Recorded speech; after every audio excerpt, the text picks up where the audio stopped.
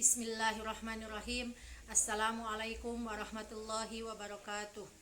Alhamdulillah wa syukurillah, pada kesempatan ini saya Irma Susilawati akan membahas tentang etika keilmuan filsafat pendidikan Islam.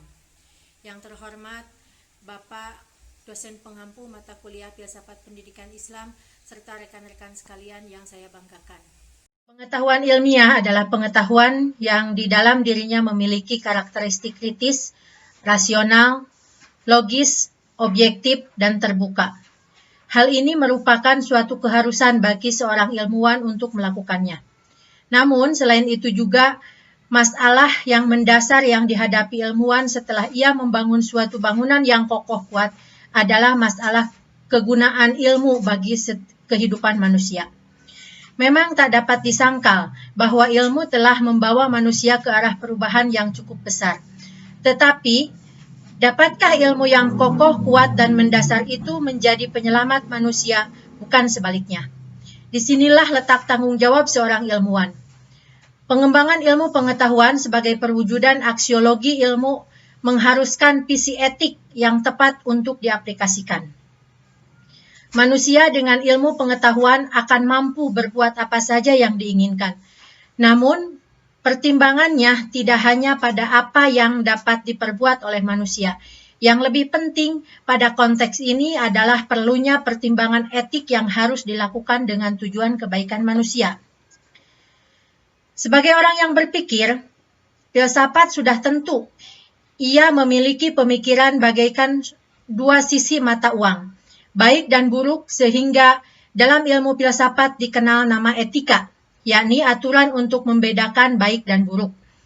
Demikian pula pada aplikasinya, seorang ilmuwan dalam kehidupan sehari-hari seakan dituntut untuk menerapkan nilai-nilai tersebut dalam kehidupannya, baik saat berpikir maupun bertindak.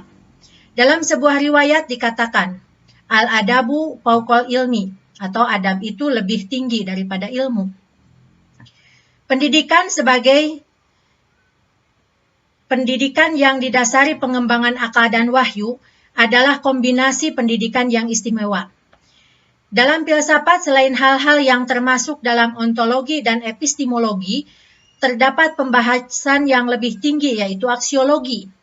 Aksiologi adalah cabang filsafat yang membahas tentang tujuan dari hakikat.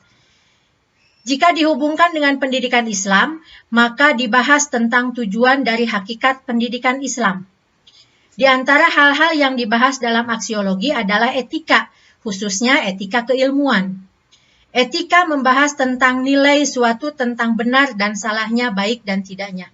Berdasarkan teori aksiologi, etika keilmuan dalam pendidikan Islam mempunyai pembahasan khusus dengan 3 teori, di antaranya pragmatisme, positivisme, renaisan, dan humanis.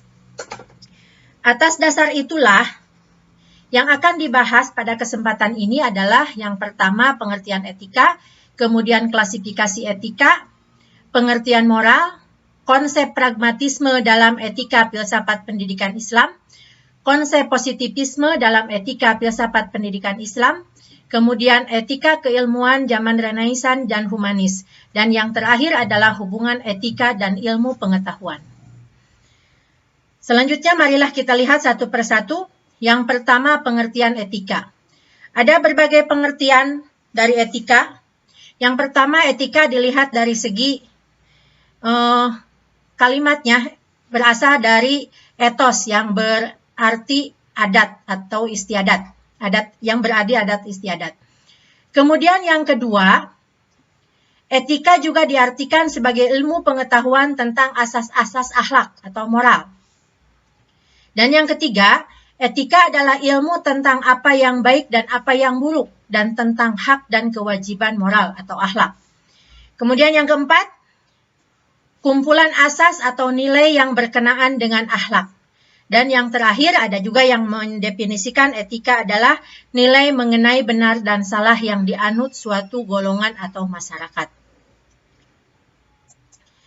Selanjutnya, klasifikasi etika. Etika ini terbagi menjadi 2, yaitu yang pertama etika deskriptif, yakni yang melukiskan, menggambarkan, menceritakan apa adanya, tidak memberikan penilaian. Kemudian yang kedua, etika normatif, yaitu sudah memberikan penilaian yang baik dan yang buruk, yang harus dikerjakan dan yang tidak. Etika normatif ini dibagi menjadi dua, yaitu etika umum yang membicarakan tentang kebaikan secara umum dan etika khusus yang membicarakan pertimbangan baik dan buruk dalam bidang tertentu. Kemudian pengertian moral. Moral disebut juga adat atau cara hidup. Moral ini dipakai untuk perbuatan yang sedang dinilai, dan etika dipakai untuk pengkajian sistem nilai yang ada.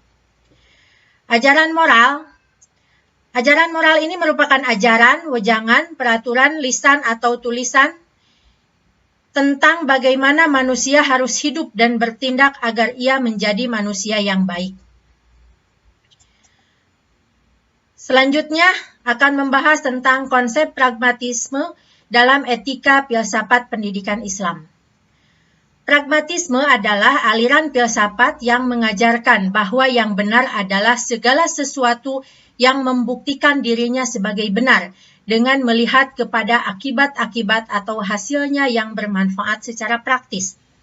Menurut James, tidak ada ukuran untuk menilai kebenaran absolut. Benar atau palsunya pikiran akan terbukti di dalam penggunaannya dalam praktik dan tergantung dari berhasil atau tidaknya tindakan tersebut.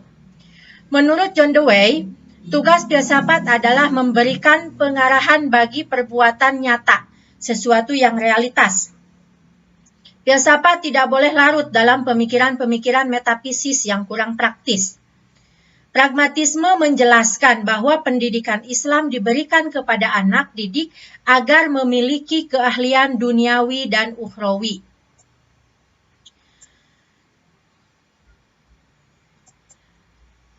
Selanjutnya, konsep positivisme dalam etika filsafat pendidikan Islam. Menurut positivisme, pengetahuan kita tidak boleh melebihi fakta-fakta. Konsepnya tentang pengalaman yang terletak pada pengalaman indrawi yang mengharuskan pembuktian melalui alat bantu dan diperkuat dengan eksperimen dan perlunya ukuran-ukuran yang jelas. Sangat berpengaruh dalam perkembangan dunia sains.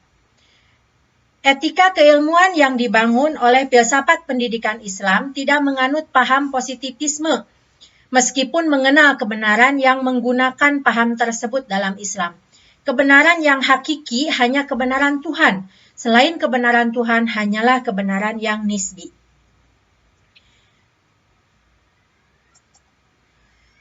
Selanjutnya, etika keilmuan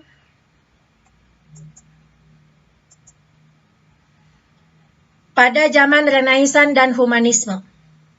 Renaissance adalah periode penemuan manusia dan dunia, bukan sekedar kebangkitan kembali yang merupakan permulaan kebangkitan modern.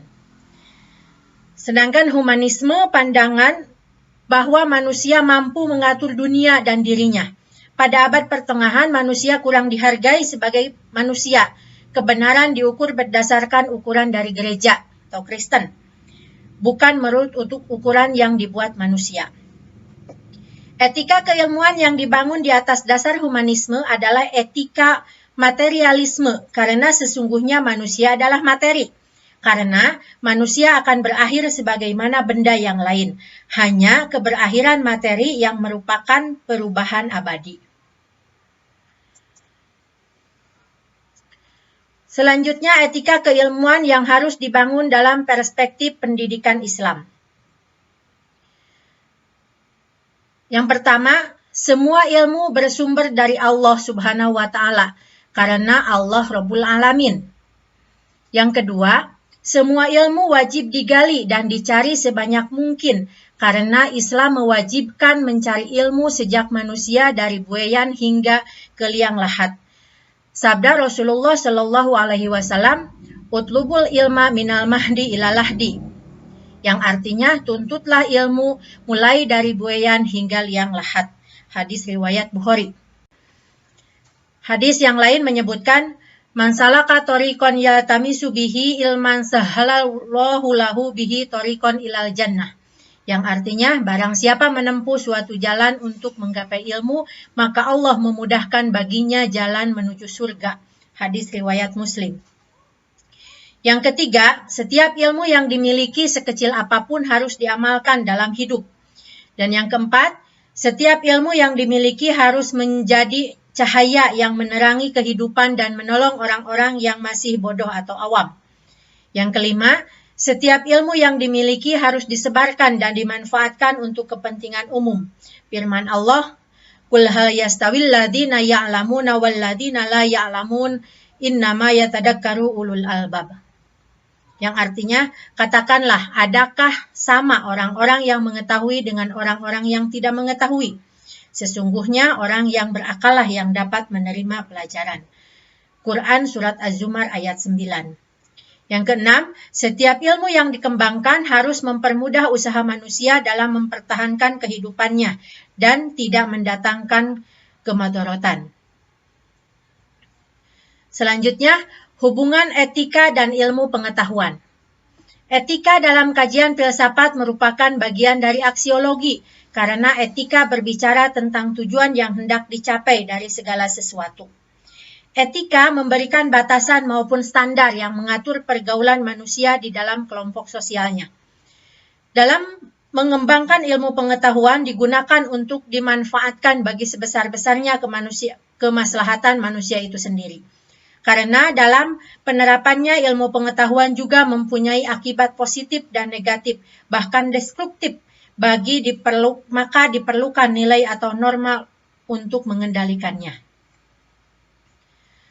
Penerapan ilmu pengetahuan dan teknologi membutuhkan dimensi etis sebagai pertimbangan dan kadang-kadang mempunyai pengaruh pada proses perkembangan lebih lanjut. Tanggung jawab etis merupakan sesuatu yang menyangkut kegiatan maupun ilmu pengetahuan dan teknologi.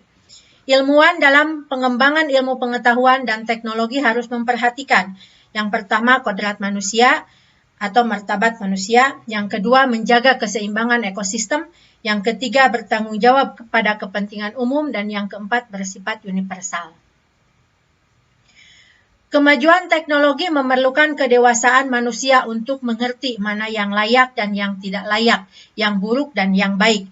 Ilmu pengetahuan dan teknologi tugasnya, yang pertama, menyediakan bantuan agar manusia dapat bersungguh-sungguh mencapai pengertian tentang martabat dirinya, dan yang kedua, merupakan hasil perkembangan dan kreativitas manusia. Itulah yang dapat kami jelaskan tentang etika keilmuan filsafat pendidikan Islam. Terima kasih atas segala perhatiannya, mohon maaf atas segala kekurangannya. Billahi taufiq wal hidayah. Wassalamualaikum warahmatullahi wabarakatuh.